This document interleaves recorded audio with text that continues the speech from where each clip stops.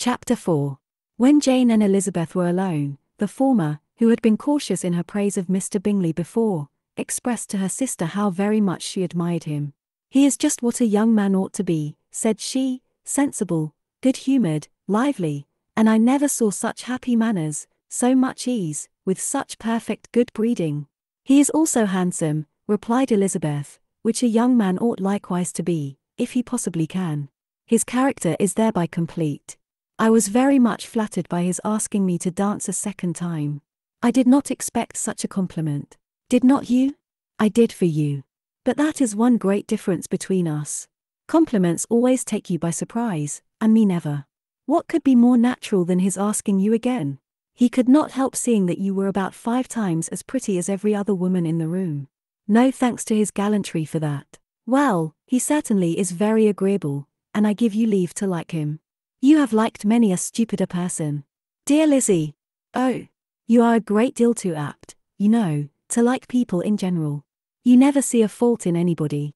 All the world are good and agreeable in your eyes. I never heard you speak ill of a human being in my life. I would wish not to be hasty in censuring anyone, but I always speak what I think. I know you do, and it is that which makes the wonder. With your good sense, to be so honestly blind to the follies and nonsense of others. Affectation of candour is common enough, one meets with it everywhere.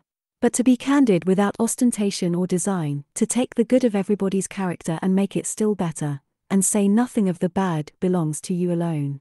And so, you like this man's sisters, too, do you? Their manners are not equal to his. Certainly not, at first. But they are very pleasing women when you converse with them. Miss Bingley is to live with her brother, and keep his house, and I am much mistaken if we shall not find a very charming neighbour in her." Elizabeth listened in silence, but was not convinced. Their behaviour at the assembly had not been calculated to please in general, and with more quickness of observation and less pliancy of temper than her sister, and with a judgment too unassailed by any attention to herself, she was very little disposed to approve them. They were in fact very fine ladies, not deficient in good humour when they were pleased, nor in the power of being agreeable where they chose it, but proud and conceited. They were rather handsome, had been educated in one of the first private seminaries in town, had a fortune of £20,000, were in the habit of spending more than they ought, and of associating with people of rank, and were therefore in every respect entitled to think well of themselves, and meanly of others. They were of a respectable family in the north of England, a circumstance more deeply impressed on their memories than that their brother's fortune and their own had been acquired by trade. Mr. Bingley inherited property to the amount of nearly £100,000 from his father, who had intended to purchase an estate, but did not live to do it. Mr. Bingley intended it likewise, and sometimes made choice of his county, but as he was now provided with a good house and the liberty of a manor, it was doubtful to many of those who best knew the easiness of his temper, whether he might not spend the remainder of his days at Netherfield, and leave the next generation to purchase.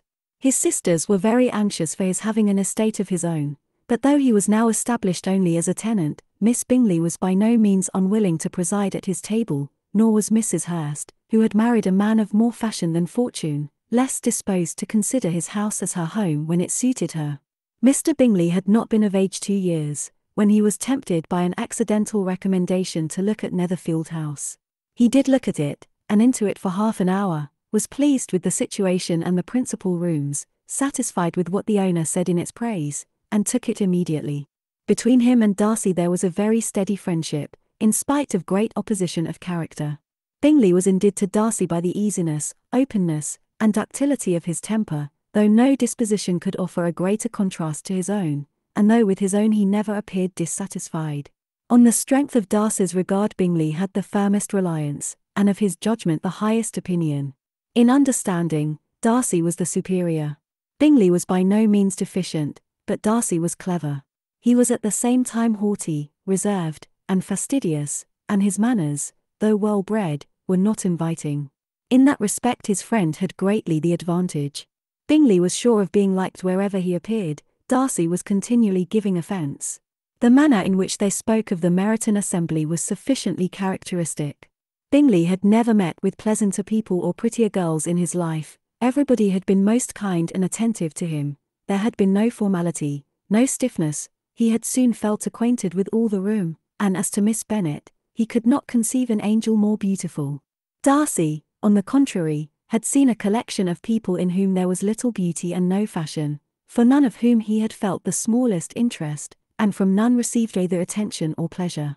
Miss Bennet he acknowledged to be pretty, but she smiled too much. Mrs. Hurst and her sister allowed it to be so, but still they admired her and liked her, and pronounced her to be a sweet girl, and one whom they should not object to know more of. Miss Bennet was therefore established as a sweet girl, and their brother felt authorized by such commendation to think of her as he chose.